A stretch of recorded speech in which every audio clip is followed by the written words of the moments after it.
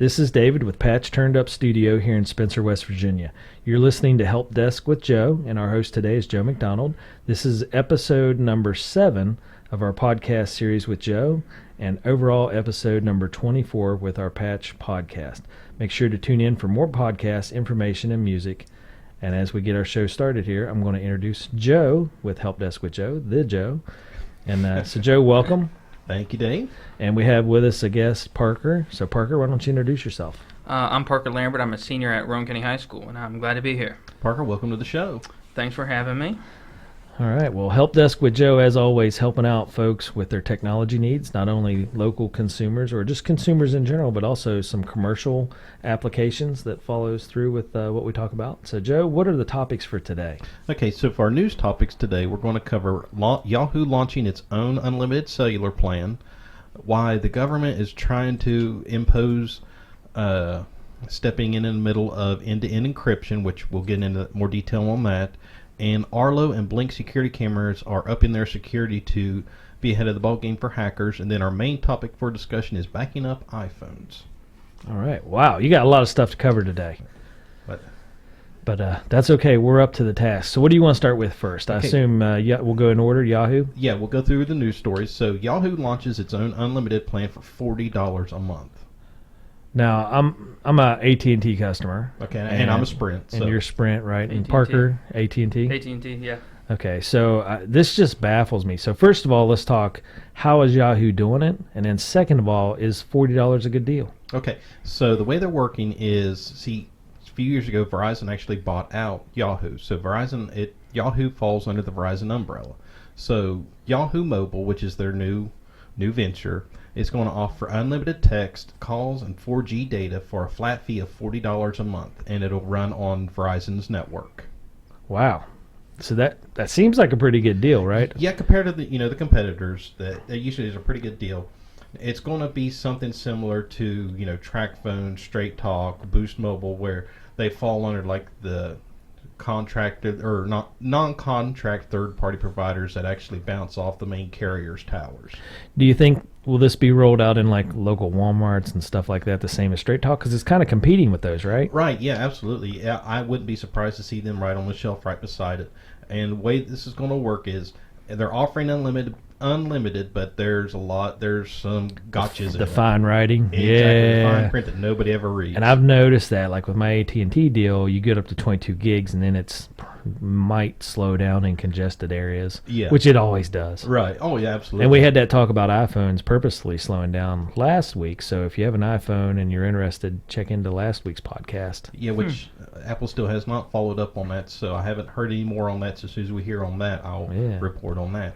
But the way this is going to work is during high times of congestion, of course, it'll slow down, which is to be expected. They're not going to offer hotspot, but they're going to offer tethering and offer one device tethered at a time, and it's going to be limited to 5 megabits per second speed. Well, hold on. Let's back up a second. I have a question there. Okay. So I understand how a hotspot works. Right. I turn my phone on to the hotspot mode and other things. Right. iPad, whatever devices. Other devices can use my signal to get. Right. I want to say Wi-Fi, but that's not right. No, that's absolutely right. Okay, yes. Anyway, so use it as a Wi-Fi spot. Right. What does the tethering mean? I've never done tethering, and I have no idea. Okay, so when you use your phone as a way to connect to the internet for your other devices, laptops, iPads, stuff like that, there's actually 2 ways of doing it. There is the old way, which is called tethered, which is actually you take a USB cable and plug it into that device to provide internet. Or the way most devices connect nowadays is through the Wi-Fi hotspot, which it turns your phone into basically an internet router as well as. Right. So the tethering is like literal tethering together with cords. Right. Okay. All right. Like Ethernet, like older computers and stuff? Right. But actually it'll just go through like your charging cable. When you plug it into your phone, it'll actually turn that in to the ability to actually charge your phone as well as be an internet connection at the same time. Huh. That's a great question, Parker. I never thought about it. Have you ever seen anybody tether a phone or anything? No. Yeah, so. Never. Wireless age. He's part of the wireless age, a digital native. Exactly. So, yeah. All right, cool. I just, with Yahoo, I just think of internet browser, and I know it's under Verizon and all, it's popular, like cell phone service company, but I just don't know how reliable or successful it's going to be.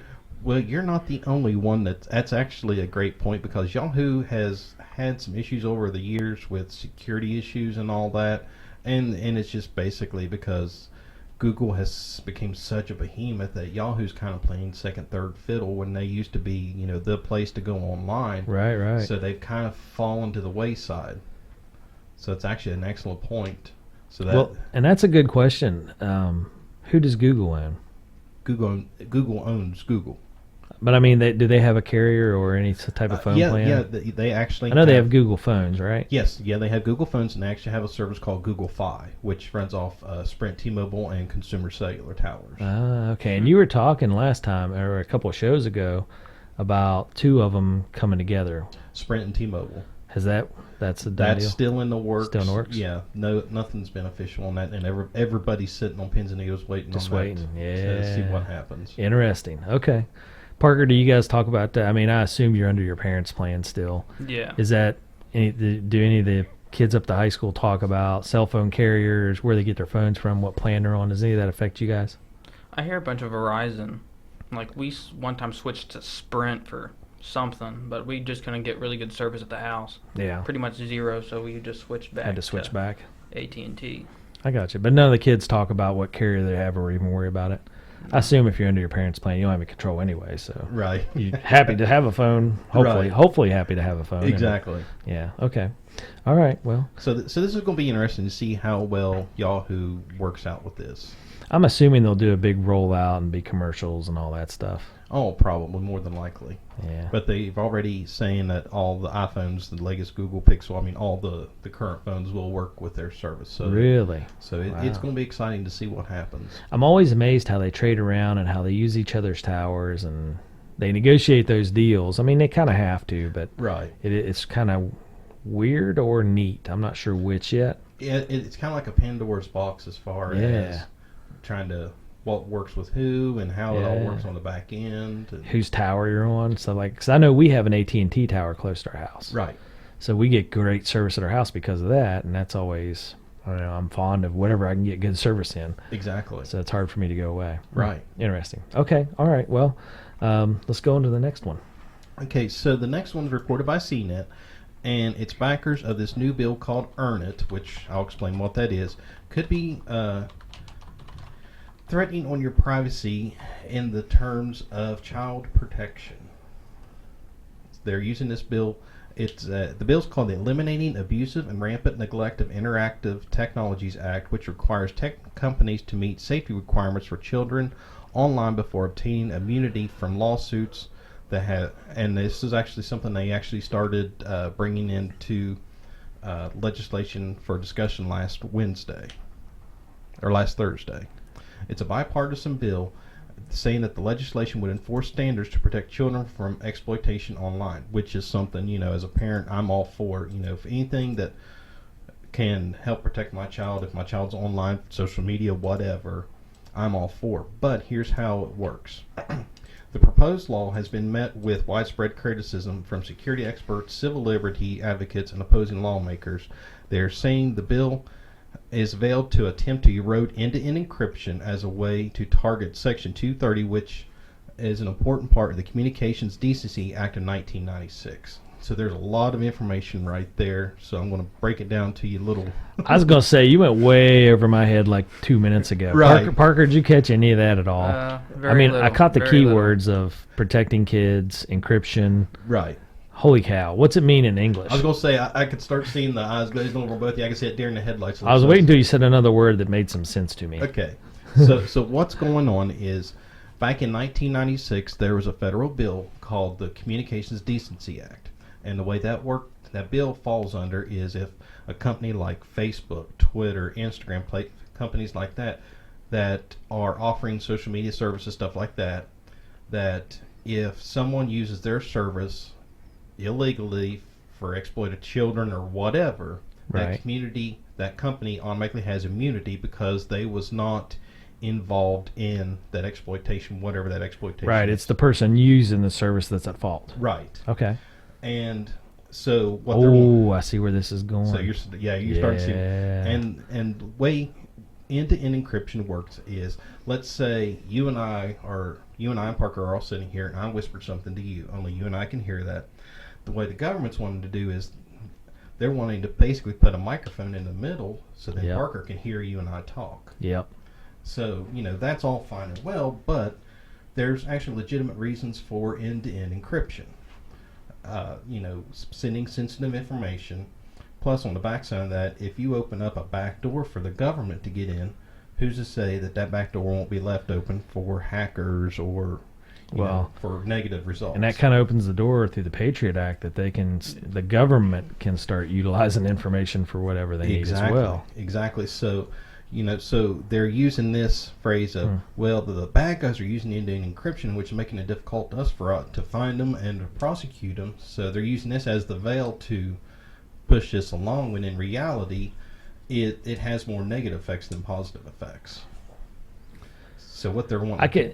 Go ahead. So you're basically saying that lawmakers are trying to make it more convoluted and harder than what it needs to be? Exactly. I don't believe you, Joe. They never do that. Never, ever. Never, ever. No, well, now, I'm joking. I would say a lot of lawmakers are famous for making it way harder than it needs to be. Right. And what they're doing is, so they're trying to veil it as we're doing this to protect our children. In reality, they're just wanting to stick their nose into something else where it doesn't belong. Yep. And actually what they're wanting to do with this bill is they're wanting to basically jerk out Section 230 of the Communication Decency Act of 1996 to where right now all the companies fall under that blanket. Yep. Well, they're wanting to pull it back and say, okay, if you want covered under this, you will meet our guidelines, you will meet our qualifications, or you will be held liable in these cases. Right. So they're going to switch it around, put it back on the company, and make it where they don't have a choice. Exactly. Wow. Interesting politics. Yes. Help Desk with Joe just got all political. Yeah. No, actually not. That's a joke. But Right. And this is actually a bipartisan bill, so before anybody starts, this is one side or the other. Yeah. This is a bipartisan bill that there are representatives from both sides that are actually trying to get this bill enforced. So this isn't a one side or the other political issue. I try to keep, middle of the road. You do a great job staying neutral. But these are some of the things we have to worry about, because when the government gets involved in technology, hey, it falls on everybody. Right. And, this isn't something facing, major corporations. This is affecting you and I. Private consumers. Exactly. Instead of trying to have personal protection or privacy on myself where you and I communicate online back and forth, somebody could stick their nose in and go, hey, what are you guys talking about? Why are you guys talking about this? Or as I often think of it, use that information for profit. Exactly. In some other manner. Exactly. So, crazy stuff. All right. On to the next one. All right, so back still in security, Arlo and Blink cameras are boosting security to offset and be ahead of the hackers. And this all becomes a result of, you remember a couple weeks ago when we discussed the whole Ring camera? Yeah, the vacuum cleaners. It's across the board, it seems like. Yeah. Right. So Arlo and Blink, which is owned by Amazon, are actually taking steps to turn on two-factor authentication, which we discussed a couple weeks ago. Yeah. Okay. Parker, do you know what two-factor authentication is? Not really. Okay. So what two-factor authentication is and don't feel bad, Parker. I didn't know either. Yeah, a lot of people Even though Joe's talked to me about it at least 5 times, when he asked me that way, I was like, wait a minute. Oh, yeah, that's right. You've told me about it. And I still didn't know. So, Occasionally, I don't remember what it was. I think it was my email or something, and asked for my, phone number and another password or something. Yeah, there you go. So you're ahead of the ballgame. That is two-factor authentication. What two-factor authentication is something you know and something you have. So that is your password, which is one, and then a text message, or what have you heard things like Google Authenticator, stuff like that, where it sends you a randomly code and you type that code in as well, and that gives you, and basically, I always recommend, if no matter what you use, Amazon, Facebook, whatever, if you can turn that on, that actually gives that extra layer of security. So then if someone gets your Facebook password, well, they can log in with the password, but they still need that second code to get in there and hack your Facebook. Yeah, they always ask, my email always asks for two-factor authentication because I always forget my password. I have to reset it. Yeah. So double checking you. Now, I noticed, Joe, you said Facebook. Parker, do you have Facebook? No. There you go. So Twitter or Instagram, Snapchat? Yeah. Yeah. Just checking. Yeah, I like that he agreed with you. He's like, yeah, Facebook. Yeah, these young kids don't have Facebook, no. Okay, so what they're wanting to do is they're wanting to actually turn on the two-factor authentication. Arlo has already turned it on. Yep. And actually, they turned the service on last year, and they sent a message to owners saying, by the end of this year, if you're going to use Arlo product, which I do, they are going to require two-factor authentication. It's a requirement. It's not an optional thing. It's you have to. Is this news because people were upset by it, or no? This is just a heads up. Just getting to the forefront of what might be an issue for people or make them uncomfortable. Right, because I was going to say, because most people should want that security. I mean, especially after the discussion we just had. Right. You would want that the security with anything that deals with a camera in your home. Right. Well, it's more of the old discussion of security versus convenience. Right. So I don't want to deal with the inconvenience, and this is the argument I always get, why don't I want to deal with that inconvenience of actually typing in a second password? Okay, so you don't want that security. you don't want to protect yourself. Right, but you want the convenience of just one way in, one key to unlock a door and let anybody in, possibly. Oh, yeah. So crazy stuff. But, yeah, I mean, that's a good thing across the board, I think. So, and here's the funny part. Blink, which is owned by Amazon, the same company that owns Ring, right? They recently sent an email saying that they are on the way of turning on two-factor authentication, but they are slowly rolling this out. Arlo had this since last year. Blink's slow to the party, and yet Blink's under the same umbrella that Ring was. You would think, they would automatically speed this up, saying, "Hey, we need to do this." The right hand should know what the left is doing, but do you think it's on purpose? I honestly think that they didn't really pay much attention to the whole Ring issue to begin with, and then once Ring started, they got caught and goes, oh, well, we need to do something. So they're trying to play catch up, where Arlo's a completely separate company. Right. And they're saying, hey, we've already had this. We're just actually going to make you enforce it to where you have to do this. Right. So, hats off to Arlo for actually doing the right thing, actually having that in place and actually enforcing this. I mean, why not? It only makes it better for everybody. I know, like you said, it's convenience, but in reality, it's just helping you help yourself. Right. So and protect yourself from unprying eyes. It only takes 30 seconds, maybe. Thank you. Password. Oh, even that, yeah. Yeah, and that's taking a long time, And that's if you're a really slow typer and you're not sure what you're typing. Exactly. So, I don't know. All right. So is that, and I'm guessing, Parker, that wouldn't affect you at all. You'd be just like, yeah, that's what I have to do, so I'm going to do it. Just, people are lazy. Yeah. Interesting. Security versus convenience. Yeah. Have you thought about security, Parker, before, like on any of your accounts or anything? You worry about getting hacked? Have you been hacked? No, never been hacked. Okay. I was trying to remember. I don't know. I think Facebook's pretty commonplace, I think, to get hacked, and people say don't respond to a new friend request or whatever. Well, that's Facebook's kind of a cesspool of all these fake stories and videos and messages, and the common one is you get a message from someone which their account's already been hacked. Hey, I found this video of you online. Check this out. And then you go, what do they have? And you click that, and then you get hit, and it just keeps on steamrolling. Yeah. Interesting. Okay, well, it's neat that Parker hasn't seen that, but he's on newer platforms. Right. Okay. All right. What's next, Joe? All right, so our main topic for discussion today is backing up iPhones. A couple episodes ago, we discussed backing up desktops and laptops. Yep. Now we're actually moving into iPhones today. So, Parker, you're an iPhone user, right? Yes. Have you ever backed it up? Do you know anything about backing up an iPhone? Have you ever worried about backing it up? I've backed it up probably 2 or 3 times. Really? Yeah. Don't tell me that, Parker. I don't want to hear that. I want to hear I have everything backed up and I'm good to go, and if my phone dies, I won't lose the thing. I'm surprised he's even backed it up. I've never backed up mine that I know of. Every once in a while I say, hey... What do you back it up to? You haven't backed up your phone. Plug it into, like, PC or something. So I do that occasionally, but only when it tells me I haven't done it in who knows how long. Well, Parker, I'm giving you a hard time, but I actually get this a lot from people of I didn't back up, and then the worst case scenario happens. So you don't even use iCloud? Do you not?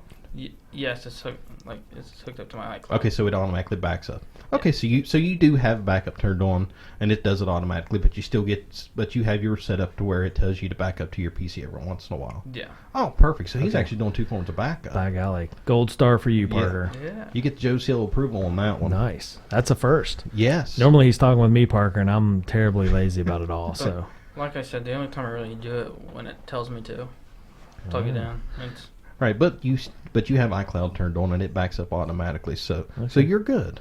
All right. Well, okay. So Parker, you ruined that for us. We're going to make fun of you and cajole you, but since you're on the money, we'll go on and talk as if we're talking to somebody that has not done that. I see. Yeah. So since you're doing what you're supposed to, I can't give you a hard time about it. So tell me about this backing up iPhones. Okay. And actually, it's funny. I received a call last Friday on this. We had a customer had an iPhone, and they had iCloud Backup, but they was running out of space on that and was trying to find an alternative way to back up. So, by default, most iPhones turn on by default with iCloud Backup. And iCloud Backup backs up your contacts, your text messages, your photos, and whatever else you wanted to do. And it offers you 5 gigabytes for free. Oh, wow. Well, that's what you think until you start backing up all your photos, and then you start eating that up real quick like. Yeah, photos would. I think now it's like an extra, like 50 gigs for like, I want to say $5 a month or something. Something like that. Actually, it's cheaper. Apple has iCloud. They have 3 tiers. If you run out of the 5 gig free, they actually have 3 different tiers, which is 50 gig for 99 cents a month. Now, these prices are not included taxes and fees and all that. 50 gig a month for 99 cents a month. 200 gig for $2.99 a month, or 2 terabyte for $9.99 a month. Wow. 2 terabyte. That's crazy to think that you'd need that. But I mean, I guess. Well, they have 500 gig iPhones now. Yeah. So.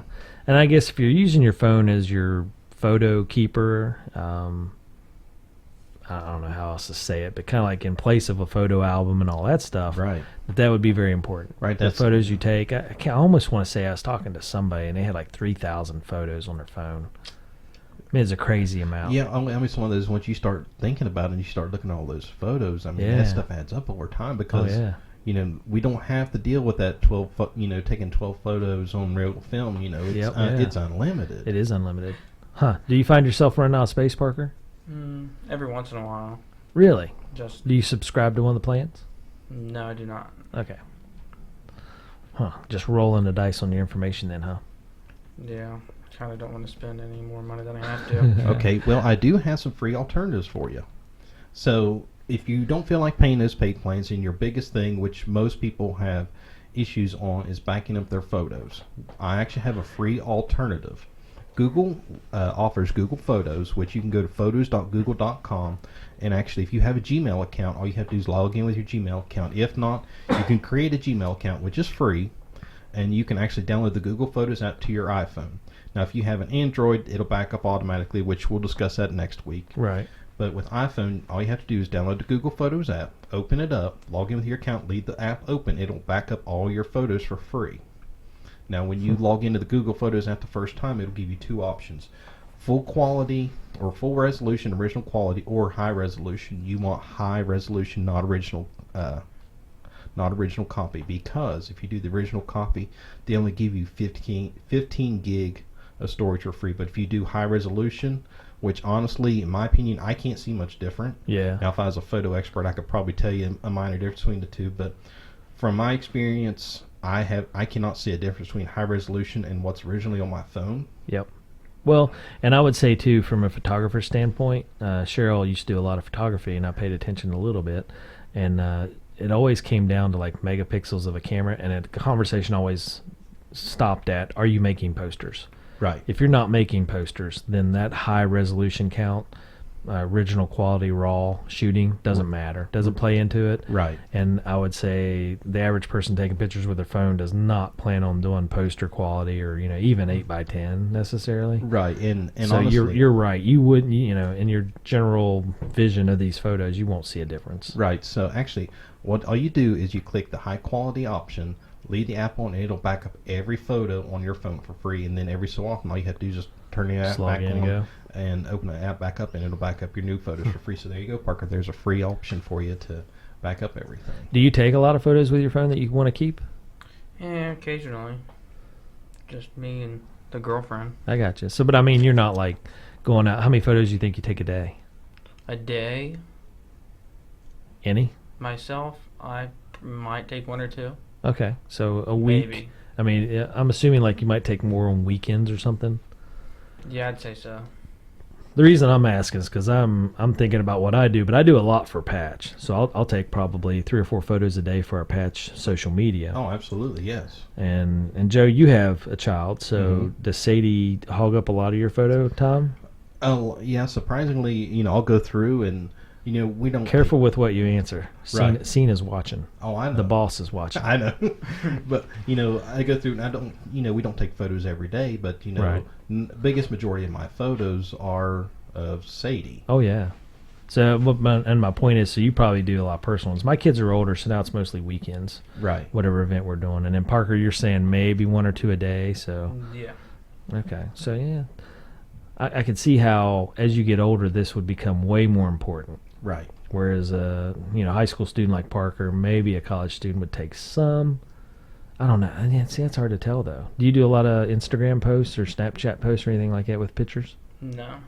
Okay, I think maybe this is where Taylor would come in handy. And I don't know if Taylor specifically would be handy, but like a teenage girl probably does a lot of social media posting. Right. The duck face and all that stuff. I don't know. That's interesting. I'd be curious to see how many photos people are actually taking. Well, here's something else to think about. Parker, have you considered getting a new phone anytime in the near future, next 6 months to a year or so? Maybe. Well, see, that's one less thing you'd have to worry about is if you had like Google Photos, you'd have them all backed up to your Google Photos account. And just log in with Exactly. Gmail. Yeah. Exactly. You get your new phone, you open Don't up the have app. to do the big transfer. Exactly. That's less you have to worry about transferring to the new device. That's what I was thinking. Last time I got phones, I got to think the guy hated me because I had, I don't know, a gazillion texts, emails, and then photos. Right. So I go through and clean mine out now. I try to keep my photos on my phone under 200. Right. But it's weird. I use Facebook as my storage. Right. Because most stuff I do is for Patch. So I just, once I upload it, delete it, and it's there. Right. I can always go get it. There you go. Now, I got my mom turned on Shutterfly. Mm-hmm. So hers will upload to Shutterfly. Yeah. I don't know enough about that other than it's Shutterfly, and that way she can order prints. Right. Honestly, nowadays, as long as you have them backed up to something, it doesn't matter what service you use. Because we use Shutterfly some for prints and stuff like that. Yeah, you can make nice little books. Oh yeah, and if you download the app, there's always something free or crazy cheap. Well, that's when our kids were Sadie's age. We were making the photo books. Yes.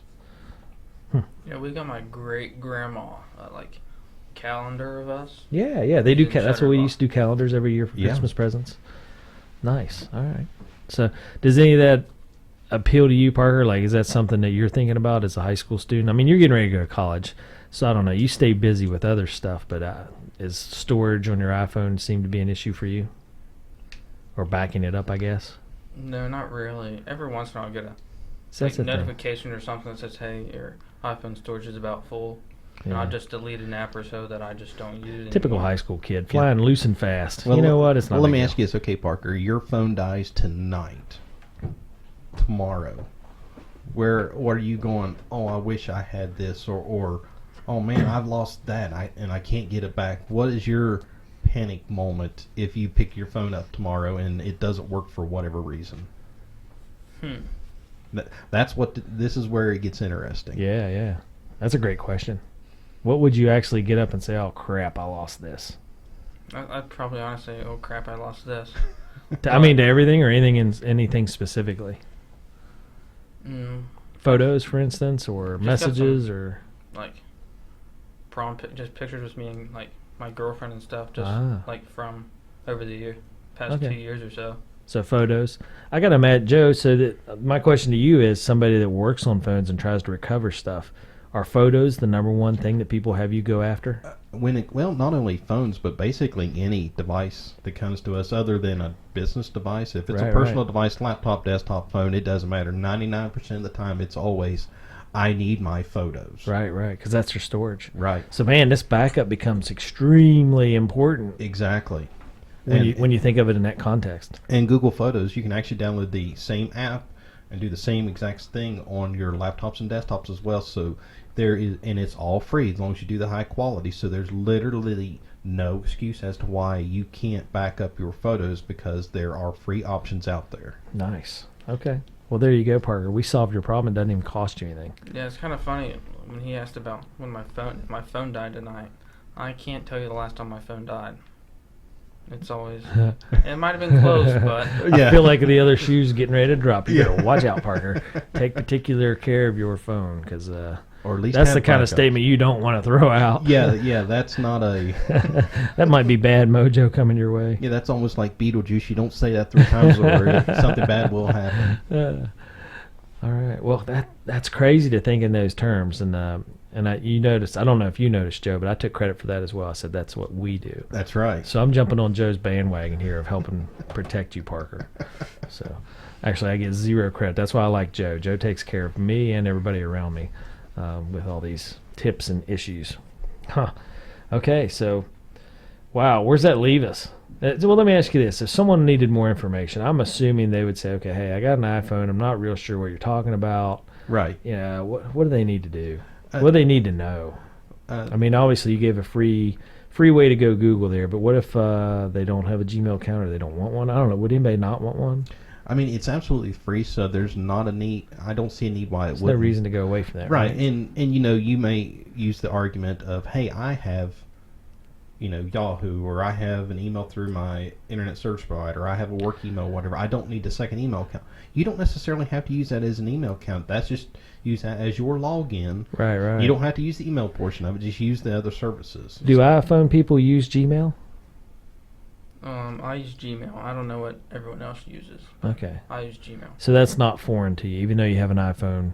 Because, I don't know, but usually Google services, in my mind, don't necessarily go in line with iPhones. Well, depending on the service, but Google, biggest majority of their services, Gmail, YouTube, stuff like that, they use that to work in iPhone as well. Sometimes. Okay, so it does go both. Now, okay. There are cases where it doesn't work as easily on iPhone as it does Android. For example, the Google Photos on Android, it just works in the background. You don't have to worry about backing it up. With the iPhone, you have to actually open the app for it to back up. So there's a little work involved, but they still, make everything to play in both sandboxes. Nice. Well, that's a great feature. I kind of think it's funny how just kind of like goes back to the 2 ways to authenticate your phone or whatever.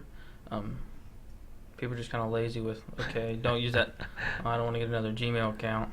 Yeah. Oh my goodness. I surely couldn't have another email account to go with my 5 social media things I follow and track. Well, and speaking of lazy, it's not even so much the email. It's, well, I don't back up because I don't have time to back up. I don't want to do the backup. It's tedious. It's time consuming. Okay, so you don't want to take that 30 seconds to open up the app and just let your phone set in charge. But yet you were willing to pay X amount of dollars to on that shoestring of a hope that we're able to get your data back. Yeah. It's always better to have that conversation. Oh, yeah, I backed up my stuff, rather than, Joe, please save me. Better safe than sorry. Exactly. Because I get more often than not than I didn't back up. And I literally just had a computer come through the shop last week where they did not have a backup. And I had pictures of the grandkids and everything. And it's just, that's what I don't want to hear. Right. Well, and not for your sake, for their sake. Exactly. Because we were talking before the show last week, or maybe the week before, but it's so hard to recover that data. Yes. And it puts you on the hook for it, and there's no guarantees. Right, exactly. I mean, we can even send it off to the best data recovery places in the country, and most of them, they want like $2,000 right up front. Yeah. Just on the hope. Yeah, and there's still no guarantee that they'll get anything back. Wow, that's crazy. So, folks, take this to heart. Call Joe and Cena at A&M Digital Technologies and do your backup stuff. Exactly. A little time will save you a lot of money. Oh, my goodness. Yeah, just when you look at it from that perspective, that's so worth it. As I say that, I haven't done any of that. We know what he's going to do. Yeah. Exactly. We're going to have this discussion right after the show. Yeah, Joe, please help me. I've been lazy and not done what I need to do. There you go. Please help me. All right, so if someone does need more information on that for the serious conversation of, hey, Joe, I need help backing up. I want my laptop backed up, my iPad, my phone. How do they get a hold of you, and how can you help them? You can give us a call at our office at 304-927-3588. Check out our website at amdigitaltechnologies.com, or check us out on social media. We're on YouTube, Facebook, and Twitter at amdigitaltech on all that. And be sure to leave this podcast Help Desk with Joe and Dave. Leave us a 5-star review on iTunes, and be sure to check out the Patch Turned Up podcast as well. All those shows are being added on as well, so be sure to leave a 5-star review on there as well. Oh, yeah, and that's worth mentioning. A&M Digital Technologies here, local in Spencer, but does work all over the place, takes care of all our patch stuff. You've been uploading all our podcasts that we've been doing. This is podcast number 24, so you've got a heavy lifting load. You've also been loading up, for folks out there, all of our Roan Youth Basketball League games. So I see you doing that remotely throughout the day every once in a while, and so you do a lot of heavy lifting behind the scenes, and of course we got to thank Cena. She does all the heavy lifting for real behind the scenes. Yeah, she has the tough job of trying to keep me on task. Yeah, and making sure everybody does what they're supposed to do. So, exactly. If you need anything at all technology related, get a hold of Joe and Cena. A&M Digital Technologies, again, making all the stuff here at Patch work and making all these shows possible. So we really appreciate them. All right, well, this is David. You've been listening to Help Desk with Joe, and as always here, Joe running the show up front, Cena running the show in the background, and you've been listening on Patch Turned Up. Stay tuned in for more podcast, music, and news and updates from our Patch students, and Patch, community and service first.